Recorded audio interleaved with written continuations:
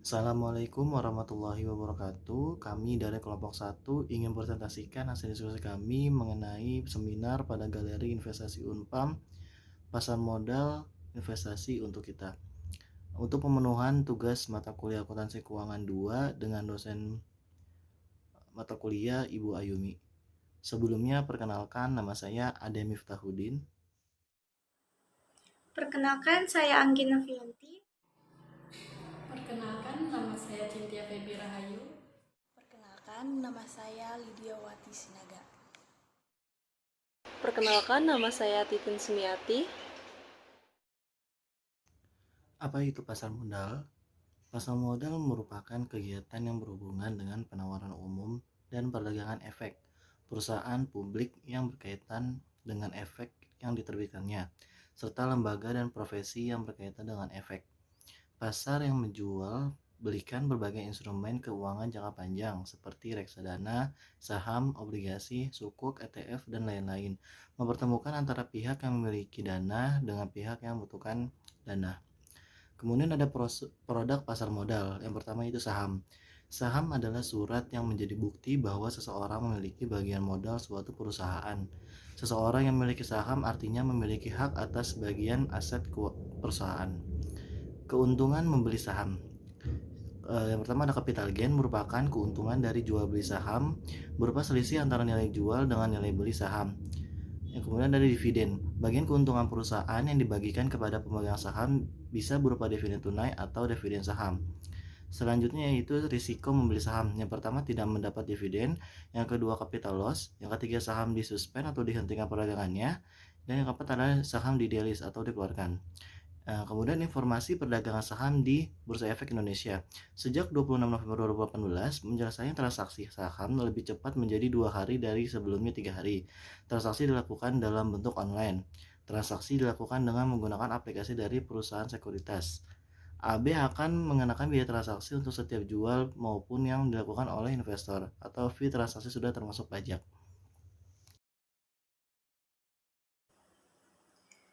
Baik, pembahasan yang selanjutnya mengenai produk pada pasar modal.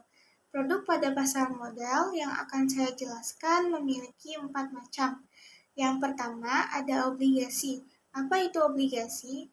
Obligasi adalah surat utang jangka pendek maupun jangka panjang yang dapat diperjualbelikan. Obligasi berisi janji dari pihak yang menerbitkan saham untuk membayar imbalan berupa bunga pada periode tertentu dan melunasi pokok hutang pada akhir waktu yang telah ditentukan kepada pihak pembeli obligasi tersebut. Produk yang kedua ada sukuk. Sukuk adalah surat berharga komersial berbentuk sertifikat hak milik yang menjadi bukti bahwa suatu aset merupakan kepemilikan dari pihak tertentu. Aset yang diperbolehkan untuk dijual meliputi aset berwujud benda, nilai manfaat, maupun berupa jasa. Dan produk yang ketiga yaitu reksadana. Reksadana adalah sarana untuk menghimpun dana dari masyarakat yang memiliki modal atau bisa dikatakan sebagai unit penyertaan untuk diinvestasikan dalam berbagai saham atau instrumen investasi lainnya oleh manajer investasi. Dan produk yang terakhir itu ada ETF atau Exchange Traded Fund. ETF adalah reksadana yang diperdagangkan seperti halnya saham di bursa. Dana pertukaran dagang adalah reksadana yang diperdagangkan di bursa efek. ETF merupakan kontrak investasi kolektif yang unit penyertaannya dicatat atau diperdagangkan di bursa efek seperti halnya saham. Saya akan membahas mengenai manfaat keberadaan pasar modal. Manfaat keberadaan pasar modal ini dibagi menjadi 5. Yang pertama yaitu sebagai sumber pembiayaan. Maksudnya adalah sebagai salah satu sumber pembiayaan jangka panjang bagi perusahaan dalam mengembangkan usahanya. Yang kedua, sebagai wahana investasi. Maksudnya, sebagai tempat investasi bagi para investor yang ingin berinvestasi di aset keuangan. Yang ketiga, penyebaran kepemilikan perusahaan, yaitu sebagai tempat untuk penyebaran kepemilikan perusahaan kepada masyarakat, dengan cara suatu perusahaan menjual sahamnya kepada masyarakat. Yang keempat, keterbukaan dan profesionalisme. Salah satu industri yang sangat terbuka dan menjunjung tinggi profesionalisme sehingga akan mendorong terciptanya iklim usaha yang sehat. Dan yang terakhir yaitu lapangan kerja. Dengan adanya pasar modal ini, maka akan menciptakan lapangan kerja atau profesi bagi masyarakat, baik sebagai pelaku pasar maupun sebagai investor. Selanjutnya yaitu manfaat pasar modal. Manfaat pasar modal ini dibagi menjadi dua. Yang pertama untuk emiten dan yang kedua untuk investor. Nah, manfaat pasar modal ini untuk emiten adalah jumlah dana dapat dihimpun berjumlah besar. Yang kedua, dana tersebut dapat diterima sekaligus pada saat pasar perdana selesai. Yang ketiga, tidak ada kovenan sehingga manajemen dapat lebih bebas dalam pengelolaan dana atau perusahaan. Yang keempat, solvabilitas perusahaan tinggi sehingga memperbaiki citra perusahaan. Dan yang terakhir yaitu ketergantungan emiten terhadap bank menjadi lebih kecil. Selanjutnya, manfaat pasar modal untuk investor adalah yang pertama, nilai investasi berkembang mengikuti pertumbuhan ekonomi. Peningkatan tersebut tercermin pada meningkatnya harga saham yang mencapai capital gain. Yang kedua, memperoleh dividen bagi mereka yang memiliki atau memegang saham dan juga bunga yang mengambang bagi pemegang obligasi. Yang ketiga, dapat sekaligus melakukan investasi dalam beberapa instrumen dan mengurangi risiko. Selanjutnya, lembaga dan struktur pasar modal Indonesia. Yang pertama ada OJK atau Otoritas Jasa Keuangan.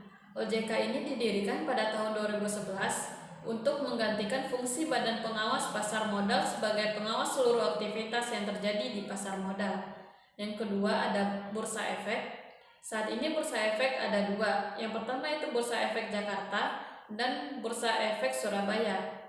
Namun semenjak tahun 2007, Bursa Efek Surabaya ini melebur ke Bursa Efek Jakarta sehingga menjadi Bursa Efek Indonesia. Yang ketiga, perusahaan efek. Yang keempat, lembaga clearing dan penjamin. Saat ini dilakukan oleh PT Clearing Penjamin Efek Indonesia atau disebut dengan PT KIPE. Yang kelima, lembaga penyimpanan dan penyelesaian. Saat ini dilakukan oleh PT Kustodian Sentral Efek Indonesia atau disebut juga dengan PT KISE.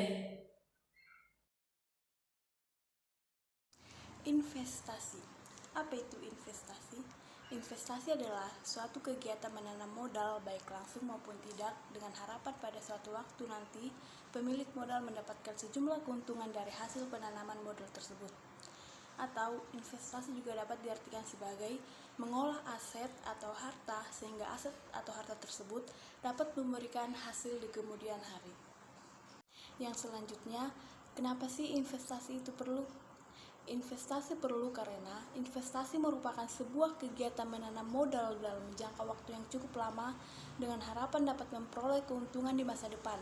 Selain itu, investasi merupakan sebuah langkah awal untuk membangun perekonomian. Maka dari itu, dengan berinvestasi, Anda dapat membangun pertumbuhan perekonomian Indonesia.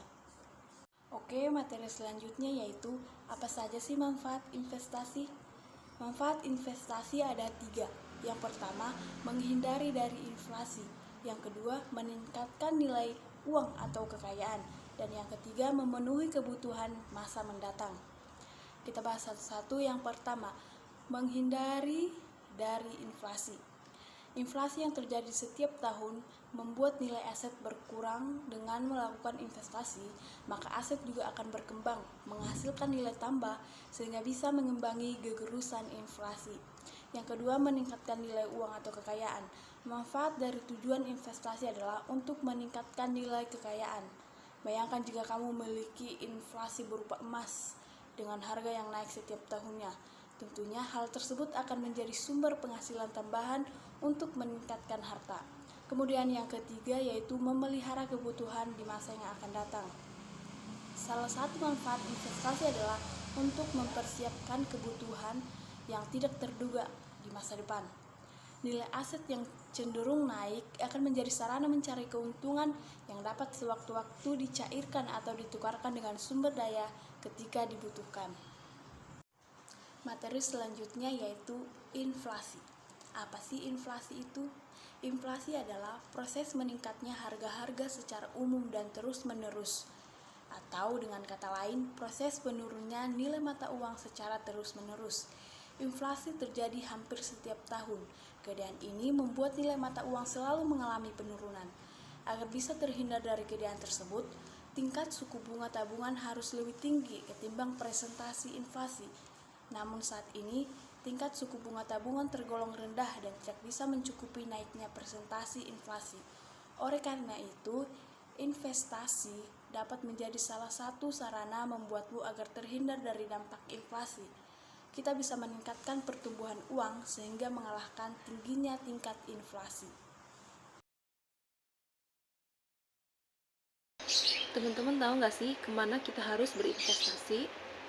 Jadi, kita dapat berinvestasi yang pertama yaitu pada sektor keuangan. Nah, pada sektor ini, kita memang tidak dapat melihat secara langsung fisik dari asetnya. Namun, biasanya dalam sektor ini, bentuk investasinya berupa surat berharga dan efek. Contohnya yaitu seperti obligasi, reksadana, saham, dan instrumen keuangan lainnya. Nah, investasi jenis ini mencakup investasi di pasar uang yang mana transaksinya seperti simpan pinjam tabungan dan deposit. Dan juga dapat mencakup investasi di pasar modal di mana transaksi utamanya yaitu jual beli. Nah, yang kedua kita dapat berinvestasi di sektor non-keuangan. Nah, pada investasi ini, penempatan dana atau modal pada aset dapat dilihat secara fisik. Investasi ini terdapat pada properti, emas, dan logam mulia yang termasuk ke dalam sektor real. Selain itu, investasi ini juga meliputi penanaman modal pada usaha yang bergerak pada sektor komoditas. Nah, selanjutnya ada pelaku pasar modal. Pelaku pasar modal ada 5. Yang pertama, ada emiten. Emiten yaitu badan usaha atau perseroan terbatas yang menerbitkan saham untuk menambah modal atau menerbitkan obligasi untuk mendapatkan utang daripada investor di bursa efek. Nah, yang kedua ada perantara emisi. Nah, perantara emisi ini terbagi menjadi 3, teman-teman. Nah, yang pertama itu ada penjamin emisi atau underwriter, dan yang kedua ada akuntan publik, dan yang ketiga ada perusahaan penilai atau appraisal. Nah, yang ketiga ada perusahaan bursa efek. Nah, perusahaan bursa efek yaitu tempat diselenggarakannya kegiatan perdagangan efek pasar modal oleh suatu badan usaha. Nah, di Indonesia ini terdapat 2 bursa efek. Yang pertama yaitu Bursa Efek Jakarta atau BEJ yang dikelola oleh Bursa Efek Jakarta, dan Bursa Efek Surabaya yang dikelola oleh PT Bursa Efek Surabaya. Nah, yang keempat ada perantara perdagangan efek. Nah, maklar atau pialang atau broker dan komisioner yang hanya lewat kedua lembaga itulah efek dari bursa boleh ditransaksikan. Nah, maklar adalah perusahaan atau pialang atau broker yang melakukan pembelian dan penjualan efek untuk kepentingan orang lain dengan memperoleh imbalan. Nah, adapun komisioner yaitu adalah pihak yang melakukan pembelian atau penjualan efek untuk kepentingan sendiri atau untuk orang lain dengan memperoleh imbalan. Nah, yang terakhir ada investor. Nah, investor merupakan pihak yang menanamkan modalnya dalam bentuk bursa di bursa efek dengan membeli atau menjual kembali efek tersebut. Nah, selanjutnya ada lembaga yang terlibat dalam pasar modal. Nah, lembaga yang terlibat dalam pasar modal ada 2. Yang pertama ada Badan Pelaksana Pasar Modal atau BAPEPAM, yang mana badan ini yang mengatur atau mengarahkan jalan pasar modal, termasuk mencoret emiten atau delisting dari lantai bursa dan memberikan sanksi kepada pihak-pihak yang melanggar peraturan pasar modal. Nah, di Indonesia, Badan Pelaksana Pasar Modal adalah BAPEPAM. Nah, yang merupakan lembaga pemerintah di bawah Menteri Keuangan. Adapun tugas dari BAPEPAM ini, yang pertama yaitu mengadakan penilaian terhadap perusahaan yang akan go public. Nah, selanjutnya yaitu menyelenggarakan bursa pasar modal yang efektif dan efisien. Nah, selanjutnya yaitu mengikuti perkembangan emiten dan melindungi kepentingan pemodal. Lalu, melakukan pembinaan dan pengawasan terhadap bursa efek dan lembaga penunjang. Nah, selanjutnya memberikan pendapat dan masukan kepada Menteri Keuangan tentang pasar modal. Nah, yang terakhir yaitu menentukan prosedur penjualan efek. Nah, selanjutnya ada lembaga penunjang pasar modal. Selain BAPEPAM, lembaga yang terlibat dalam pasar modal yaitu lembaga penunjang dalam pasar modal. Nah, diantaranya Biro Administrasi Efek atau BAE, yaitu melaksanakan kegiatan administrasi bagi emiten atau registrasi pembayaran dividen, pemecahan surat kolektif, dan lain sebagainya. Nah, adapun bank kustodian, yaitu melaksanakan dan pengamanan fisik dokumen efek. Nah, selanjutnya ada wali amanat, yaitu pihak yang dipercaya mewakili kepentingan penjual obligasi dan sekuritas atau saham. Nah, selanjutnya ada penasehat investasi, yaitu institusi yang memberikan nasihat investasi. Nah, yang terakhir ada pemeringkat efek, yaitu melaksanakan fungsi dalam memberikan opini yang independen tentang risiko suatu efek. Sekian presentasi dari kelompok kami, kurang lebihnya mohon maaf apabila ada kesalahan dalam penyebutan kata dan pembawaan materi. Kurang lebihnya mohon maaf. Wassalamualaikum warahmatullahi wabarakatuh.